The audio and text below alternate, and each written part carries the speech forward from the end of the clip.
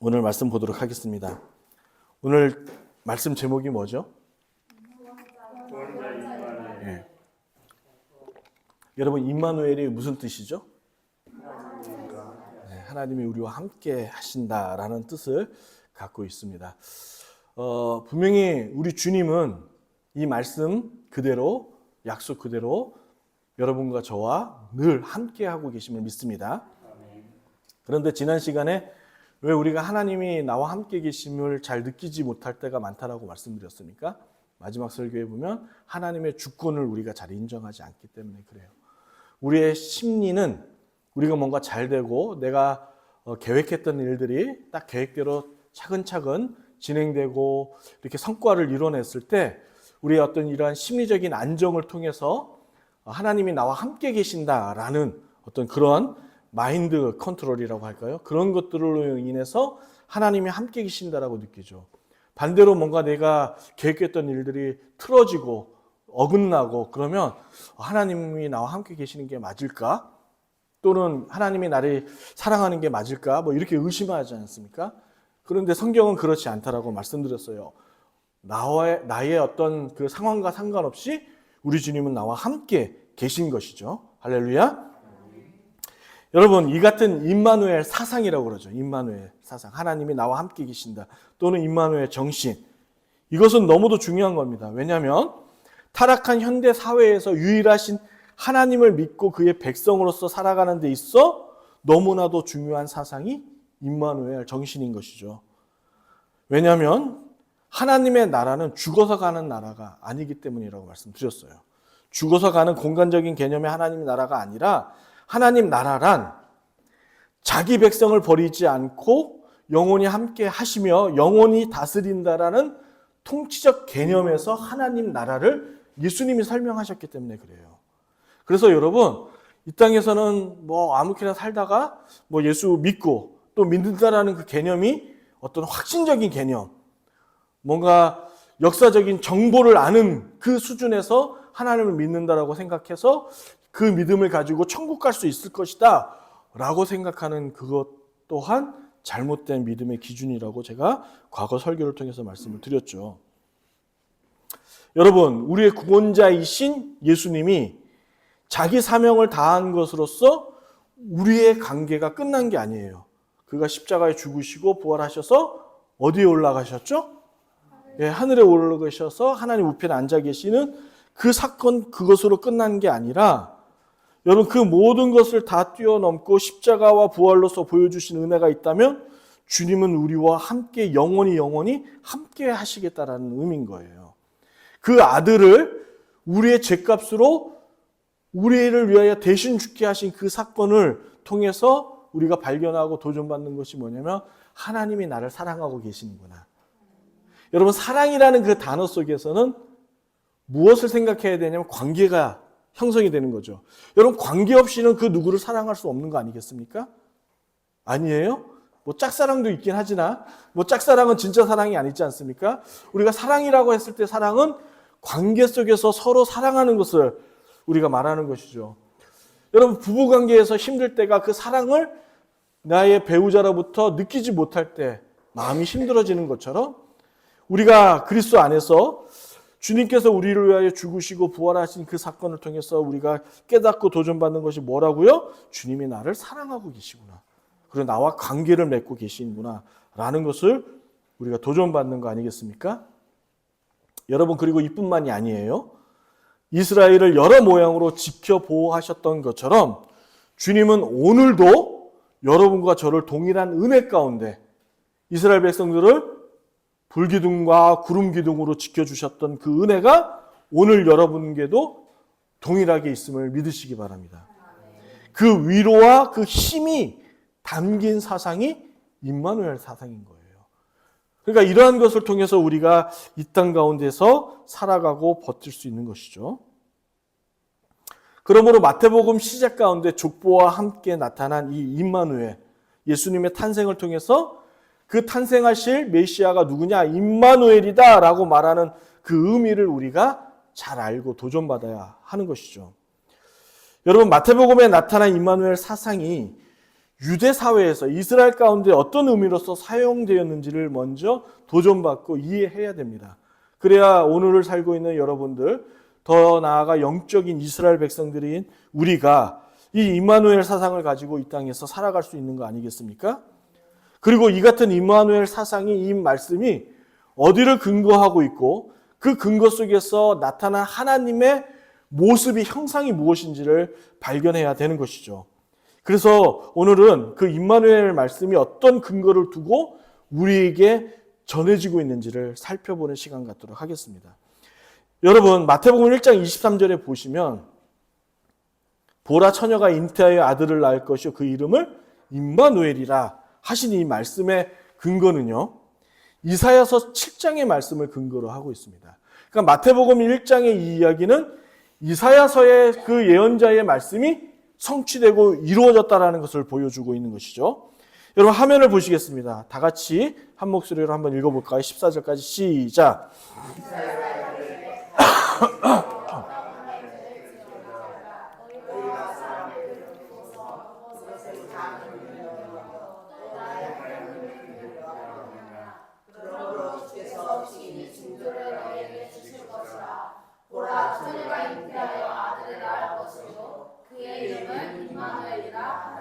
아멘.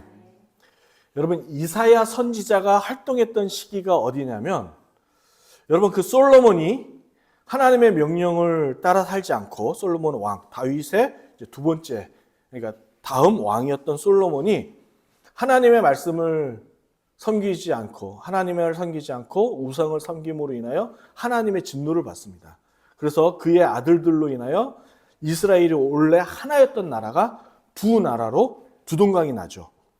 그리고 나서 그 두동강 난 이스라엘 가운데에 하나님께서 계속해서 개입하시고 간섭하시고 역사했음에도 불구하고 북이스라엘과 남유다는 계속해서 하나님의 말씀을 지키지 않습니다. 그 상황에서 이스라엘은 아수르에게서 멸망하고 거의 이제 남유다만이 남았을 때에 북이스라엘이 이제 아수르로 인해서 멸망하게 될 것이라는 그 예언자, 이사야 선지자, 그러니까 이스라엘의 나라 끝 무렵에 활동했던 선지자가 이사야 선지자인 것이죠. 이제 두 나라가 멸망하기 직전 활동했던 선지자가 이사야 선지자입니다. 여러분, 에브라임 지파를 중심으로 인해서 10개 지파가 뭉친 것이 북이스라엘이고요. 그리고 다윗의 혈통으로 모인 지파, 그러니까 두 지파가 모인 것이 바로 남유다가 되는 겁니다. 그런데 여러분, 지금 보면 이제 이스라엘을 유태인들 하지 않습니까? 왜 유태인들이라고 얘기하냐면 이 다윗의 혈통만 지금 면맥을 이어가고 있기 때문에 그래요. 그리고 나머지 10지파는 다 어디로 사라졌는지 알 수가 없습니다. 그래서 지금의 이스라엘을 향하여 유태인들이라고 얘기하는 것은 이 당시 남유다만이 계속 명맥을 이어가고 있기 때문에 유다인들 이렇게 부르는 것이죠. 그런데 여러분, 오늘 읽었던 이 이사야서 7장 이 내용이 근거를 보면 이게 어떤 내용이냐면 북이스라엘이 그 아랍 국가들과 연합해서 남유다를 공격할 계획을 세웁니다. 공격하려고 그래요. 이 소식을 들은 남유다 왕 아하스는 두려움에 빠지게 됩니다. 그때 하나님께서 이사야 선지자를 보내하여 아하스를 격려하고 위로하신 말씀이 7장 13절과 14절 말씀인 거예요. 걱정하지 마. 내가 너를 지켜줄 거야. 내가 너를 보호해 줄 거야. 라고 하신 말씀이 이 얘기인 거죠. 그런데 안타깝게도 유다 왕 아하스가 하나님의 말씀을 듣지 않습니다. 왜냐하면 그의 곁에는 당시 군사 강대국인 아수르가 지켜줄 것이라고 믿었기 때문에 그래요. 남유다와 아수르는 동맹국가로서 있었거든요. 따라서 남유다는 하나님을 의지할 필요가 없었습니다. 왜 그렇다고요? 아수르가 지켜줄 거라고 믿었기 때문인 거죠. 그래서 아수르를 의지하면 되는 겁니다. 사랑하는 여러분, 이들처럼 여러분과 제가 하나님을 의지하지 않는 이유는 아주 분명하죠. 왜 그럴까요? 하나님 말고도 의지할 대상이 우리는 아직도 여전히 내 주변에 있기 때문이죠. 여러분, 그게 돈일 수도 있고요. 아니면 권력, 이것도 아니면 본인 자신 스스로가 믿음의 대상일 가능성이 있기 때문인 거죠. 그런데도 주님은요, 이 말씀을 끝까지 지키시고 결국에 마태복음에 가서 이 말씀을 현실화시키시죠. 이 사건을 통해서 보여주시는 것이 무엇이냐면 주님은 이들의 추악한 만행을 보시고도, 그들의 만행이 뭐예요? 하나님의 말씀을 듣지 않고 거역하고 하나님을 섬기지 않는 거잖아요. 그걸 보고 계심에도 주님은 이사야서 7장 14절의 말씀을 이스라엘의 그 위기 속에서 끝까지 이들을 버리지 아니하시고 자신이 이들과 한 스스로 한 이 약속을 끝까지 지켜 행하시는 하나님을 지금 보여주시고 계시는 거예요. 그러므로 여러분, 하나님의 신실하심을 이 임마누엘에서 보게 되는 것이죠. 그리고 이 하나님의 신실하심은 여러분과 저의 실력 속에서 나오는 것이 아니라는 거예요. 다시 말해 임마누엘 사상과 하나님의 이 신실하심과 우리의 실력과 우리의 능력은 아무 상관 없는 거예요. 그래서 구원은 우리에게로부터 나온 것이 아니라 누구에게로부터 나온 것이에요? 하나님께로부터 나온 것인 것이죠. 신앙 수준이란, 여러분, 신앙 수준은 무엇으로 측정할 수 있을까요? 우리의 성공과 실패, 이런 걸로 판단할 수 있는 것일까요? 아니라는 것 스스로들 잘 아시죠. 어떤 상황에도 우리를 버리시지 아니하시는 하나님의 그 신실하심을 믿는 그 믿음. 믿음에는 뭐가 있다라고 제가 예전에 말씀드렸어요. 유튜브 보면 나오죠. 충성된 그 태도가 우리 신앙의 수준 아닙니까? 우리의 상황과 상관없이 그 신실하신 하나님을 믿고 지키며 버티는 그 실력이 우리 신앙의 수준인 거죠. 사랑하는 여러분, 우리 공동체 안에서 저 사람 신앙이 참 좋더라 라고 판단할 때 판단 기준이 대체로 뭘까요? 교회를 얼마나 잘 출석하느냐, 교회 봉사에 최선을 다하는가 등등, 우리가 교회 안에서 많은 시간을 보내고 무엇을 했는가로 그 사람의 신앙 수준을 삼을 때가 많죠. 분명히 너무도 중요한 거예요. 그리고 그 태도와 그 삶의 어떤 자세는 그 사람의 마음에서 나오기 때문에 그런 거죠. 허나 여러분, 이 같은 행동은 믿음 말고도 다른 것에서도 나올 수 있다는 데 우리가 좀 주의할 필요가 있는 거예요. 뭘까요? 종교적 두려움. 우리가 뭔가 교회에 열심히 봉사하지 않고 충성되지 않으면 하나님께서 벌을 주시지 않을까, 이러한 막연한 두려움, 또는 기복신앙관에서 나오는 거죠. 내가 이렇게 열심히 했더니 하나님께서 복 주실 거야 라는 이 기복적인 사관에서 나올 수 있다는 거예요. 그러니까 이런 믿음이 아니어도 충분히 교회의 열심을 따라 살아갈 수 있다는 것이죠. 하나님이 벌 주시지는 않을까? 복 받으려면 열심히 교회에 섬겨야 돼 라는 등등, 이러한 상황 속에서도 우리가 신앙생활 할 수 있다는 거예요. 그러나 성경이 우리에게 보여주는 것이 무엇이냐면 하나님이 여러분과 저에게 그러한 태도와 상관없이 하나님은 늘 우리와 함께 계신다는 걸 보여주시는 것이죠. 하나님이 여러분과 저에게 요구하는 태도는 어떤 걸까요? 사랑을 바탕으로 한 신뢰 관계죠. 신뢰의 관계인 거예요. 앞서 말씀드렸듯이 사랑이 있어서 가장 중요한 건 관계이지 않습니까? 관계가 없이는 사랑이 형성될 수 없어요. 골프를 사랑하는 사람은 골프 관련한 시간을 보내죠. 그래서 골프 매니아들끼리 동호회를 만들어서 그의 시간을 즐기는 것을 기뻐합니다. 그리고 내가 사랑하는 골프에 관련된 용품을 구매하는 일에 돈을 아끼지 않습니다. 왜요? 골프를 사랑하기 때문에 그래요. 사랑하는 사람을 만나게 되면 온통 그 마음이 그에게 가 있죠. 그와 함께 시간을 보내고 싶어 합니다. 그리고 그녀가 또는 그가 행복해하는 것이 뭘까라고 입가에 미소를 지으며 기뻐하는 자신을 발견하죠. 왜요? 관계가 이루어졌기 때문에. 우리 하나님이 지금 이렇다고요. 이 임마누엘을 통해서 보여주시는 것이 뭐냐면 하나님은 일방적으로 여러분과 저를 사랑하고 계시는 거예요. 너무도 사랑하고 계시는 거예요. 주님의 마음에는 온통 여러분과 저뿐인 거예요. 여러분, 이게 말이 됩니까? 조금도 무엇에 아쉬울 것이 없는 하나님. 하나님은 누구예요? 천지 창조주이시잖아요. 이 모든 것을 다 소유하신 분이세요. 하나님은 조금도 이 세상 것에 아쉬운 게 없어요. 왜요? 자신의 말 한마디면 모든 것을 가질 수 있는 분이 하나님이시기 때문에 그렇죠. 할렐루야. 그런 하나님께서 여러분과 저를 향한 사랑을 포기하지 않고 있다라는 사실을 보여주고 있는 것이 지금 임마누엘인 거죠. 도대체 우리가 뭐라고 자기 아들을 죽음으로 몰아붙이는 신이 여러분 이 세상 종교 가운데 어디 있습니까? 이슬람에서 발견하실 수 있으세요? 힌두교에서? 불교에서? 여러분 이러한 신을 발견할 수 없죠. 오직 기독교만이 자기 백성을 사랑해서 자기 아들을 죽음으로 내모는 이러한 신을 우리가 보게 되는 거죠. 왜 그렇다고요? 여러분과 저를 너무도 사랑하고 계시기 때문에. 이게 임마누엘인 거예요. 여러분 임마누엘에 대해서 조금 더 자세히 우리가 알아보려면 여호수아서를 보면 좀 알 수 있어요. 1장의 내용. 여러분 여호수아 1장 8절 화면에 보이시죠? 함께 읽습니다. 시작.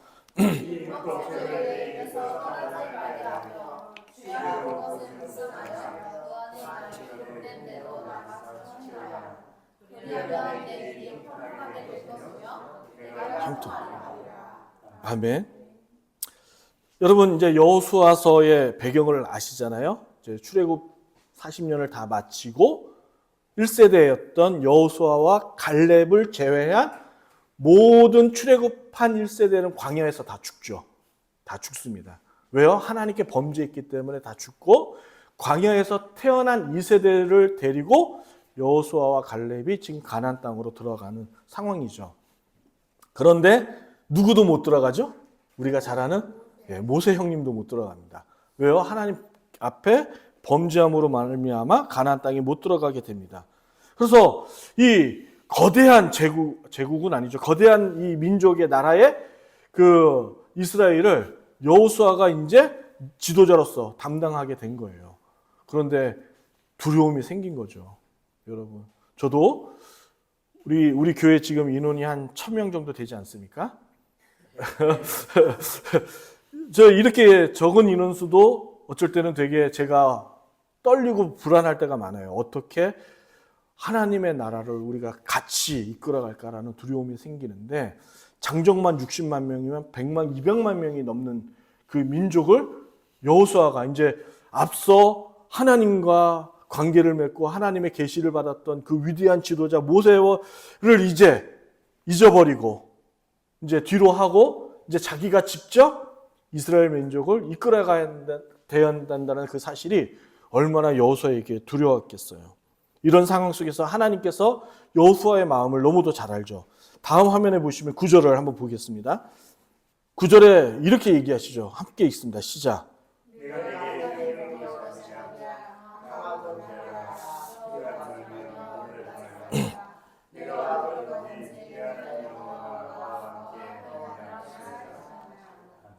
아멘. 여기서도 임마누엘을 발견하죠. 여러분, 가나안은 왕이신 하나님이 다스리는 천국의 모형인 거예요. 이제 이스라엘 백성들이 들어가야 될 그 땅은 천국의 모형이에요. 왜요? 하나님께서 이제 이스라엘 백성들을 통해서 자신의 왕국을 건립하시고 또 건국하시고 다스리기 위해서인 거죠. 이처럼 이 가나안 땅은 지금 여러분과 제가 살고 있는 이 현실의 또한 모형이기도 합니다. 이 현실 세계에서 신자이기 때문에 우리가 하나님의 백성이기 때문에 버려야 될 것이 있고 또한 포기해야 할 것들이 얼마나 많은지 여러분들은 아시죠? 하나님 백성이기 때문에 세상의 것들을 배척하고 세속적인 하나님의 것을 거부하고 반대하는 그 세상의 문물을 거부하고 포기하고 살아야 될 것들이 많다는 것을 여러분은 여러분 스스로가 너무도 잘 아십니다. 또한 그것들 때문에 그것들로 인해서 내 자신이 유혹받고 세상의 것들로부터 내가 시험당해야 될 것도 너무도 잘 알고 계시죠. 그래서 우리가 늘 기도하기를 세상의 것에 시험에 들지 아니하도록 기도합니다. 그래서 내 자신이 하나님의 백성이기 때문에 이 세상의 것들로 인해서 내가 부패하거나 멸망하지 않도록 우리는 늘 주의해야 하는 것이죠. 그런데 하나님께서 이것들에 대해서 이러한 세상의 것들, 넘어질 수 있고 부패할 수 있는 우리들을 향하여 지금 뭐라고 얘기하시냐면 내가 너의 믿음과 너의 생각과 너의 마음을 지켜주시겠다라고 하시는 거예요. 여호수아라는 그 인물을 통해서 얘기하시는 것이 여호수아에게만 얘기한 것이 아니라 그 모든 백성들에게 동일하게 말씀하고 계시는 것이죠. 걱정하지 마. 내가 너의 믿음과 너의 생각과 너의 모든 마음, 가나안 땅에 있는 그 세상의 가장 그 좋은 눈에 현란한 그 모든 문물로부터 너의 마음이 너의 믿음이 빼앗길 것을 유혹해서 넘어질 것을 내가 그러지 않도록 지켜줄게 라고 말씀하고 계시는 것이죠. 네 스스로가 포기하지 못하는 것들과 여러분 우리 스스로 포기하지 못하는 것들 너무도 많죠. 신자로서 네가 쉽게 무너지는 것들 많죠. 그것들로 인해서 너가 무너지지 않도록 좌절하지 않도록 내가 너를 지키고 보호하시고 포기하지 않겠다고 하시는 거예요. 할렐루야. 또한 더 중요한 거예요. 영원히 내 생명책 가운데 너를 지우는 일은 결탄코 없을 거야. 할렐루야. 이게 임마누엘인 거예요. 내가 선택한 내 백성을 단 한순간도 단 1초도 내가 포기하지 않아. 버리지 않아. 손을 놓는 일이 없을 거야. 그러니 지켜. 이겨내. 버텨! 라고 말씀하고 계신 거죠. 사망의 골짜기를 지나고 악인의 자리에 있다 할지라도 내가 반드시 너를 그 자리에서 건져내실 거야 라고 하신 말씀이 그 주님의 강력한 의지를 담고 있는 것이 임마누엘인 것이죠. 따라서 아무리 여러분이 발버둥 쳐서 하나님의 품을 떠나고자 해도 여러분들은 떠날 수가 없는 거예요. 여러분 벗어날 수 없는 거예요.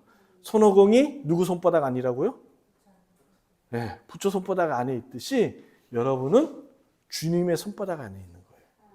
그래서 여러분 벗어날 수 없는 거예요. 우리 어머니 신앙생활 열심히 하셨다가 여러 가지 사정으로 안 하셨다가 결국에 다시 돌아오시잖아요. 돌아오시는 거예요. 이러한 은혜가 주님께서 이 임마누엘이라는 말씀을 통해서 우리에게 말씀하고 계시는 거죠. 그러니 여러분 일찍이 하나님께 항복하세요. 발버둥 치고 벗어나려 해봐야 여러분만 괴롭습니다. 겪어보셨잖아요. 우리 젊은 친구들은 더 일찍이 이러한 진리를 깨닫고 하나님 품 안에 사실 수 있기를 주의 이름으로 축복합니다. 그래서 주님께 순종하십시오. 앞서 여호수아 1장 9절의 말씀이 뭐라고 했었어요? 내가 너와 함께 있는데 함께 했을 거야. 그런데 너가 지켜야 될 것이 있다라고 8절에 말씀하시고 있죠. 내 율법책을 네 입에서 떠나지 않게 하라는 거죠. 하나님의 말씀을. 그리고 이것을 주야로 묵상해서 이 기록된 말씀을 어떻게 하라고 지켜 행할 때 내 삶이 평탄해지는 거예요. 우리가 어떻게 주의 말씀을 순종할 수 있어요? 8절의 말씀이요. 하나님의 말씀을 지켜 행할 때 내 길이 평탄하게 될 것이라고, 형통하게 될 것이라고 약속하신 이 말씀을 붙잡는 거예요. 그로 인하여 이 형통함을 보고 우리 주변에 믿지 않는 사람들을 보게 되는 것이죠. 한 청년으로부터 은혜스러운 말을 듣고 이렇게 간증을 해줬어요. 그게 뭐냐면 예전 교회에 있었던 이제 청년들이 수련회를 갔어요. 가서 이렇게 이제 둘러서 앉은 자리에 너에게 있어서 가장 신앙에 모범이 되어지고 존경할 만한 인물이 누구냐라고 했더니 같이 대학 때 다녔던 한 청년을 이야기를 하는 거예요. 나는 그 청년을 보고 하나님이 계신 것을 깨닫고 그 청년의 신실하심을 보고 여러 사정 때문에 교회를 떠났던 그 이유를 다 뒤로 제쳐놓고 다시금 교회가 나를 초대하고 나를 불렀을 때에 그 청년이 떠오르고 그 청년의 신앙의 모습을 보고 내가 다시 교회를 가겠다라고 결심했다라는 그 간증을, 그 청년이 이제 그 교회를 떠나 자리를 비우고 자신들끼리 공동체 가운데 신앙 간증을 나눌 때 그 청년이 그 청년의 전도를 듣고 그 교회에 정착했을 때 그 고백을 다시금 듣게 되었을 때 얼마나 그 가슴이 뿌듯하고 감동이 오는지 모르겠습니다. 이런 거죠. 우리가 17일 날 이제 저도 누구를 초대하고자 전화했더니, 여러분, 목사가 전화한 이유가 뭐겠어요? 교회 나오라는 거죠. 뻔한 거죠. 믿지 않는 사람들은 목사가 전화하면 그런 거구나라고 뻔히 압니다. 그래서 처음에는 한두 번 받다가 요즘 잘 전화를 받지를 않더라고요. 이렇게 이제 갑작스럽게 연락하는 것도 중요하지만은 우리가 이제 평상시 앞서 말씀드렸듯이 17일 날 우리가 초대한 사람이 온다 하지 않더라도 우리가 계속적으로 그와 관계를 맺고 그 앞에 주님의 신실하심을 보여주었듯이 주님께서 우리 또한 그들에게 신실함을 통해서 하나님의 나라가 계심을 전도할 수 있는 저와 여러분들이 되었으면 좋겠습니다. 그러므로 그분 안에 사는 삶이 얼마나 행복하고 즐거운지를 깨닫는 여러분과 제가, 또 우리가 전도할 대상들이 되었으면 좋겠습니다. 우리 함께 기도했으면 합니다.